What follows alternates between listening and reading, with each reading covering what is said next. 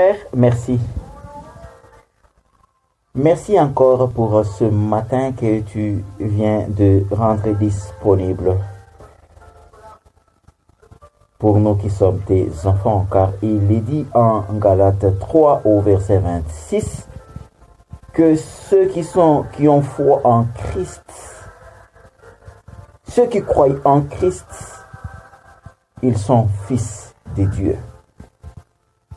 Père, ce matin, je désire encore une fois de plus prier pour ce qui me caractérise en tant que fils du Très-Haut. Père, tu es esprit. Il faudrait que ceux qui t'adorent en esprit et en vérité. C'est pour cette raison, Père, que je désire ce matin prier pour mon homme intérieur. Je désire prier pour mon esprit, car il est dit en Job 32, 8, en réalité dans l'homme, c'est l'esprit, le souffle du Tout-Puissant qui lui donne l'intelligence, la capacité, les aptitudes, les performances, les savoir-faire. Oh Père, ta parole dit également en Jean 6 au verset 63 que c'est l'esprit qui vivifie, la chair ne sert de rien du tout. C'est pour cette raison, Père, je désire encore ce matin une nette séparation entre ce qui se passe dans l'esprit et ce qui se passe au niveau de l'âme. Oui, Père. Comme le dit Hébreux 4.12, cette parole, elle est vivante pour cela. Elle est efficace pour cela. Elle est plus tranchante qu'une épée quelconque à double tranchant pour cela. Elle est pénétrante jusqu'à partager âme et esprit. Père, je désire ce matin qu'il y ait une nette séparation entre ce qui se passe dans l'esprit et ce qui se passe dans l'âme. Oui, l'âme a tendance à prendre les dessus. L'âme a tendance à se prévaloir. L'âme a tendance à prendre le contrôle. Oh Père, pourtant, c'est l'esprit qui doit dominer. C'est vrai, l'esprit ne donne pas des explications à l'âme. Oh Père, permets que l'âme se soumette ce matin. Je prie pour mon homme intérieur, car si mon homme intérieur est aliéné, si mon homme intérieur est bafoué, si mon homme intérieur est déséquilibré, je ne peux pas manifester quelque chose de perspicace, ni dans mon âme et même dans mon corps. C'est pour cette raison que même les maladies qui se produisent dans le chef de plusieurs individus tirent leur origine au niveau de l'esprit. Quand il y a un défaut au niveau de l'esprit, tout est perturbé. L'intelligence est perturbée, la volonté est perturbée, les sentiments sont perturbés. Oh Père, exprime-toi encore et encore. Manifeste-toi encore dans mon homme intérieur. Je n'ai pas autre source d'énergie en dehors de celle qui se manifeste dans mon homme intérieur. C'est pourquoi il est dit en Jacques 1 au verset 17 que tout don parfait, toute grâce excellente descend d'en haut, toi le Père de lumière, sur lequel il n'y a ni ténèbres ni ombre de variation.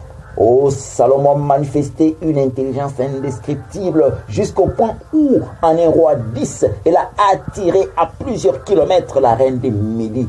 Oh Père, exprime-toi, car le Christ qui vit à l'intérieur de moi dépasse tout en termes de connaissances. C'est pourquoi Jésus pouvait dire en Matthieu 12 au verset 42, il y a ici plus que Salomon. Oh Père, je n'ai pas une intelligence à manifester si ce n'est qu'une intelligence spirituelle que ton esprit affecte sérieusement mon âme.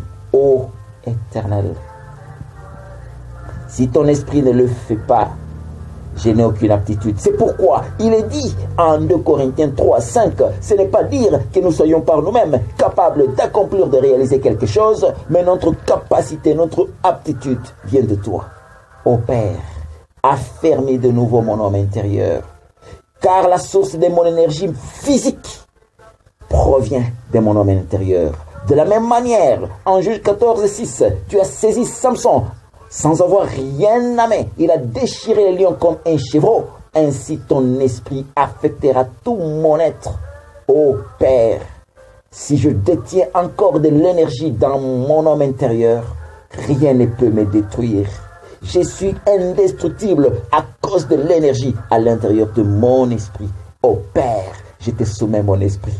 Que mon corps soit touché, que mon âme soit blessée, piétinée, mais que mon esprit reste debout, comme Job, en Job 19, verset 26. Quoiqu'il a tout perdu, il a perdu même la confiance de sa femme qui désirait qu'il meure afin que quelqu'un d'autre la prenne. En disant Job 2,9, maudit Dieu et meurt. Mais il a dit, tu parles comme un insensé. En Job 19,26, il dit clairement, mon Rédempteur est vivant. Il s'élèvera certainement le dernier. Que ma peau soit attachée à mes os, que ma chair disparaisse. Je verrai Dieu. Oui, son âme, son homme intérieur n'était pas affecté. C'est vrai, dans son corps, il y avait une plaie. Dans son âme, il était abandonné par tous, moqué par ses amis en Job 4,6. Mais il est resté stable dans son homme intérieur. Au Père, ne permets pas que mon homme intérieur soit déchiré, déchiqueté, perturbé, s'il te plaît. Je te soumets mon homme intérieur. Énergise-le maintenant au nom de Jésus-Christ. Amen.